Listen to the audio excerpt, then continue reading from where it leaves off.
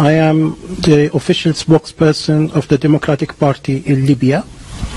On behalf of the Libyan people, I would like to thank the British people and Her Majesty's government for helping us getting rid of the brutal dictator Gaddafi.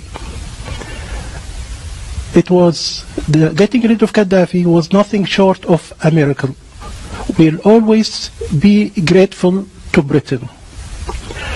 I believe that the Conservative Party, which helped us in this respect, stands for freedom and human rights throughout the world.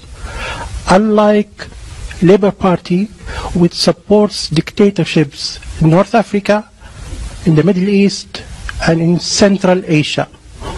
For example, Mr. Tony Blair and Mr. Peter Mandelson used to be on the payroll of Gaddafi. They are still on the payroll of dictators in the Middle East and Central Asia.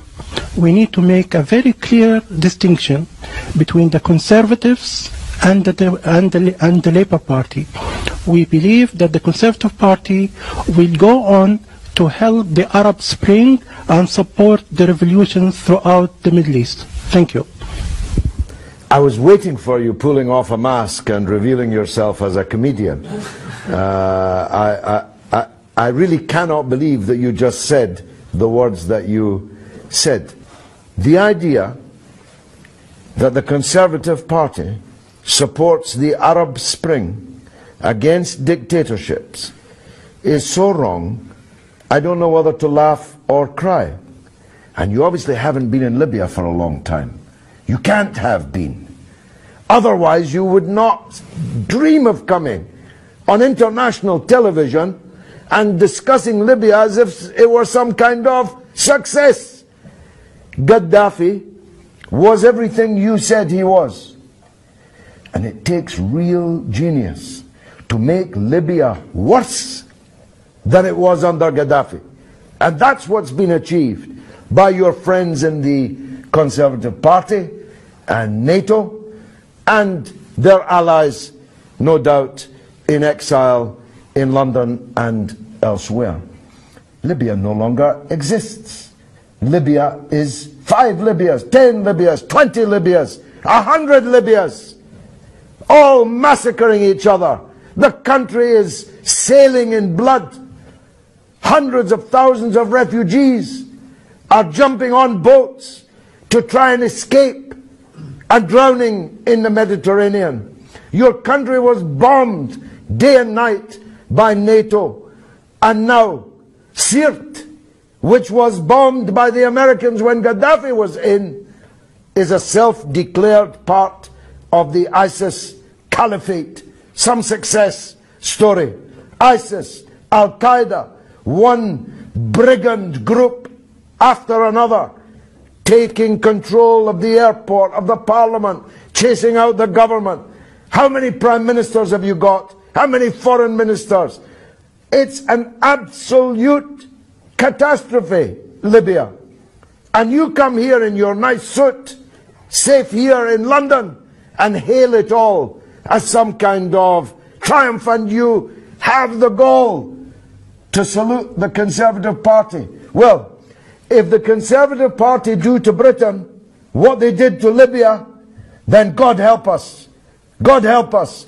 Because they destroyed your country, which no longer exists. And you, presumably on some kind of payroll, come here and take your hat off to it. Be gone. Who's next? May I respond to that? Yes, you can. I am on the payroll of nobody, unlike you, who used to be on the payroll of Saddam. No, I've never been on Saddam's payroll, and I don't believe you're not on a payroll. You look very prosperous. How do you earn your living? How do you earn your living? Certainly not from Saddam or Gaddafi. No, I never met Gaddafi, and I was never on a payroll of Saddam. And by the way, those who claimed that I was had to pay me millions of pounds in damages. So be very careful what you say. Do sue me then. You are on a payroll. How are you earning your living? Who is paying you? The British Social Security. Well, you're doing very well on British Social Security. That's truly remarkable. In fact, I think I'll call the police, because you must be a benefits cheat. Because you can't possibly have the lifestyle you live on British Social Security. What lifestyle is that? Leave that aside. I don't know if you've just checked out for the afternoon from some kind of psychiatric unit. But if you are coming here on international television to claim that what's happened in Libya is a success, then you must be insane. If you're not on a payroll, you can only be saying this because you are unwell. Your country has ceased to exist. And you want to thank David Cameron for it?